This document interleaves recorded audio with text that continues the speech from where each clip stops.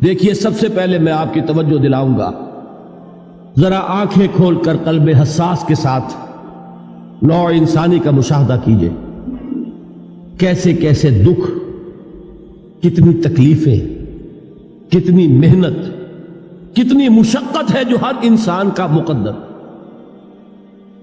قرآن مجید میں ایک مکمل سورت ہے، سورت البلد، اس میں اللہ تعالیٰ نے متعدد قسمیں کھا کر ایک بات کہی، لا اقسم بہذا البلد وانت حل بہذا البلد ووالد وما ولد لقد خلقنا الانسان فی کبد۔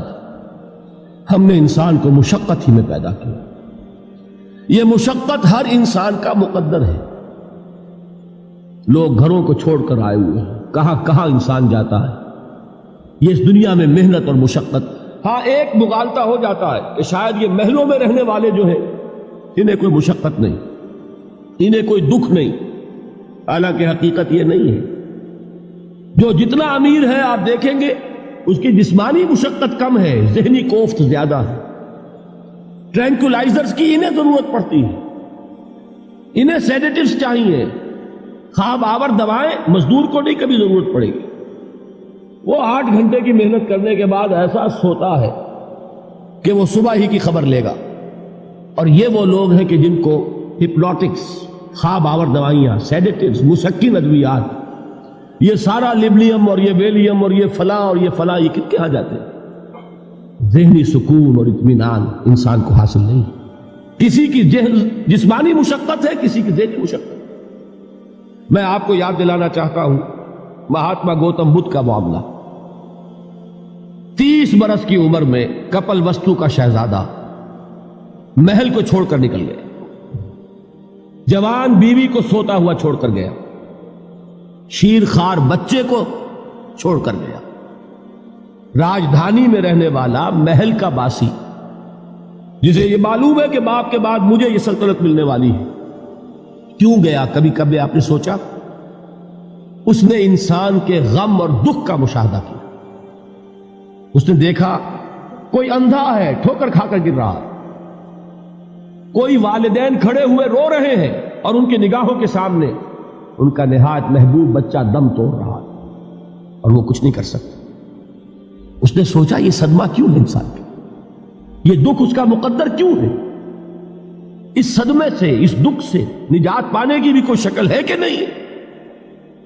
انسانوں کی ایک عظیم اکثریت، شاہ ولی اللہ دہلوی رحمۃ اللہ علیہ کے الفاظ ہیں کہ وہ لدو اونٹ اور کولو کا بیل بن کر زندگی بسر کرتی ہے۔ جو 8 گھنٹے تک اینٹیں ڈھو رہا ہو، اس شخص کا تصور کیجیے آپ، وہ واقعی انسان ہے یا حیوان بن گیا ہے؟ اور 8 گھنٹے کی اس محنت کے بعد بھی ہو سکتا ہے کہ 2 وقت کی روٹی اسے پوری نہ ملے۔ اور یہ تو ہو سکتا ہے، نہیں ہوتا ہے کہ اگر بچہ بیمار پڑ گیا ہے تو شاید کوئی برتن بیچے بغیر اس کی دوا کا سامان نہ کر سکے۔ ایسا شخص کتنے بوجھوں تلا دبا ہوا ہے، کتنی مشقت کے اندر پسا ہوا ہے۔ لدو اونٹ اور کولو کا بیل، انسانوں کی عظیم اکثریت کی سطح پر زندگی بسر کرتی ہے۔ لیکن آپ کو معلوم ہے کہ کولو کے بیل کے لیے مشقت ہی مشقت ہے، اس کے احساسات یہ نہیں ہیں جو کہ ان سے انسان کو جو صدمہ پہنچتا ہے۔ ایک بیل کو اس سے کوئی غرض نہیں کہ اس کا کوئی بچہ بھی تھا کہ نہیں تھا، اس کو کوئی بخار ہوا ہے یا کیا ہوا ہے، اس صدمے سے وہ بیل بچا ہوا ہے۔ گھوڑے کو کوئی پتہ نہیں کہ میرا بھی کوئی اولاد میری ہے یا نہیں ہے اور مجھے اس کا کوئی صدمہ ہے یا دکھ ہے، کوئی پتہ نہیں۔ لیکن انسان کا معاملہ یہ ہے کہ والدین کو جو جو دکھ دیکھنے پڑتے ہیں اپنے بچوں کے لیے، اپنی اولاد کے لیے۔ رات کی نیند ہے حرام ہے اس لیے کہ بچہ بخار میں تپ رہا ہے یا درد سے تڑپ رہا ہے، لہذا نہ ماں سو سکتی ہے نہ باپ سو سکتا۔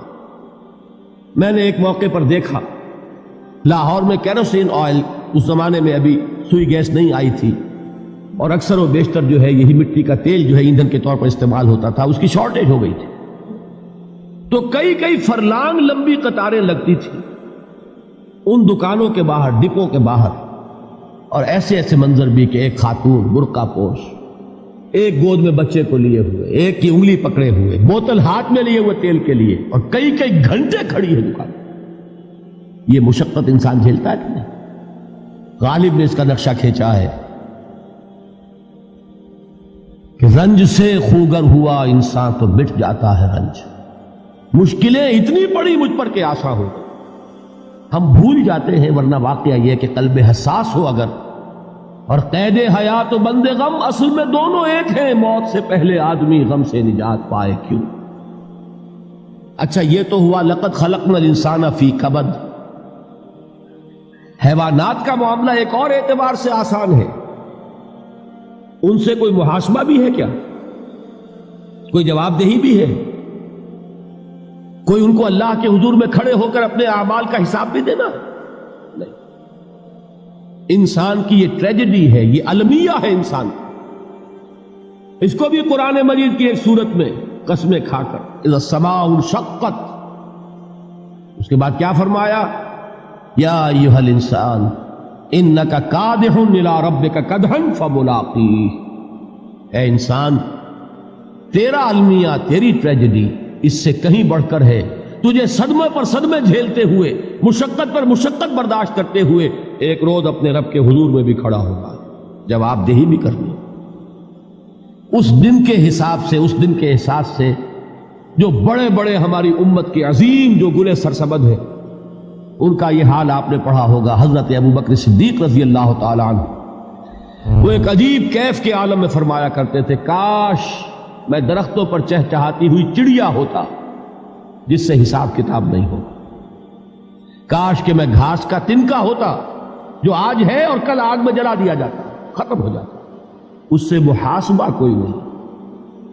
وہ جس کے احساس سے کہ حضرت عمر جو ہے اپنے انتقال کے وقت سخت بے چین تھے. ان کے بیٹے حضرت عبداللہ ابن عمر رضی اللہ تعالی عنہما نے ان کا سر جو ہے وہ اپنے زانوں پر رکھ لیا تو کہا نیچے ڈال دو. ایک عجیب بے کلی اور بے چینی. انہوں نے کہا ابا جان آپ کیوں پریشان ہیں؟ آپ تو عشرہ مبشرہ میں سے، آپ کو تو اللہ تعالیٰ نے جنت کی بشارت حضور کے ذریعے سے اس دنیا میں دی. حضرت عمر فرماتے ہیں کہ خدا کی قسم اگر قیامت کے دن عمر برابر سرابر پر چھوٹ گیا تو بہت بڑی کامیابی تصور. یہ احساس جن کو ہوتا ہے. حضرت علی کا حال کیا ہوتا ہے؟ ابھی جو آپ نے حافظ صاحب سے سنا، یہ حضرت علی کا معاملہ ہے کہ ایک تیر پیوست ہو گیا تھا، کسی طرح نکل نہیں رہا تھا. حضرت علی نے فرمایا کہ اچھا چھوڑو مجھے، میں نماز کی نیت باندھتا ہوں. نماز کی نیت پڑھتے تھے تو لرزتے تھے، کانپتے تھے. کس کے سامنے کھڑا ہوں اور کس کے سامنے مجھے ایک دن جواب دہی کے لیے کھڑا ہونا ہوگا. لن تزولا قدم ابن آدم، حضور نے خبر دی ہے ابن آدم کے قدم ہل نہیں سکیں گے. جیسے مجرم کھڑا ہوتا ہے کٹہرے کے اندر، اس کٹہرے میں سے ہل نہیں سکو گے حتی یسأل عن خمس، جب تک کہ 5 چیزوں کا حساب نہ لے لیا جائے. وہ 5 چیزیں کیا ہے؟ کان کھول کر سنیے. عن عمرہ فیما افناہ، عمر کا حساب دو. یہ 80 برس اور 70 برس ہم نے تمہیں دنیا میں دیے، کہاں ضائع کیے؟ وعن شبابہ فیما ابلاہ، اور خاص طور پر جوانی کا دور، امنگوں کے دن، ولولے ہوتے ہیں، قوت ہوتی ہے، توانائی ہوتی ہے، آدمی چلتے ہوئے زمین پر پاؤں مارتا ہے، قوت جو ہے وہ اپنا اظہار چاہتی ہے. یہ جوانی کہاں گلائی؟ حساب دو، ایک ایک لمحے کا حساب دو. وہاں مالہ من این اکتسبہ وفیما انفقہ، ایک ایک پائی کا حساب دو. مال کا کہاں سے کمایا تھا، حلال سے کہ حرام سے، اور کہاں خرچ کیا تھا، گل چھروں میں، عیاشیوں میں، یا نیکی کے کاموں میں، ادائے حقوق اللہ کے دین کے لیے. 4 سوال ہو گئے. 2 زندگی کے بارے میں، ایک زندگی پوری بحیثیت مجموعی کہاں کس کام میں لگائی، اور خاص طور پر شباب کا دور کہاں لگایا. 2 سوال مال کے بارے میں، کمایا کہاں سے، حلال سے کہ حرام سے، جائز سے کہ ناجائز سے، خرچ کہاں کیا. اور آخری سوال وعما عمل فیما علم، جو علم حاصل کیا تھا اس میں عمل کتنا کیا. علم کے انبار لگاتے چلے گئے اور عمل کے آغاز کی بھی نوبت نہ آئی. یہ علم جو ہے یہ اس روز سب سے بڑا وبال بن جائے گا. اتنا علم اور عمل کچھ نہیں، بجائے کہ کریڈٹ کا ذریعہ بنے یہ الٹا ڈیبٹ کا کھاتا بن جائے. یہ جواب دہی کا احساس ہے کہ جس کی وجہ سے انسان کی ٹریجڈی جو ہے وہ دوہری ہے. کوئی حیوان اتنے بوجھ تلے نہیں. مشقت کی، محنت کی، اس زندگی میں ختم ہوئے، اس کے بعد کوئی محاسبہ نہیں. اس کو بھی غالب نے خوب کہا ہے کہ اب تو گھبرا کے یہ کہتے ہیں کہ مر جائیں گے، اور مر کے بھی چین نہ پایا تو کدھر جائے. یہ ہے وہ ہیومن ٹریجڈی.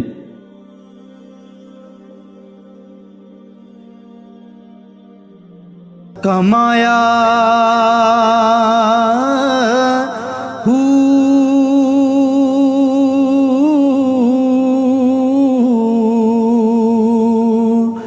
نام بھج مسیتی وڑیا نا تسبا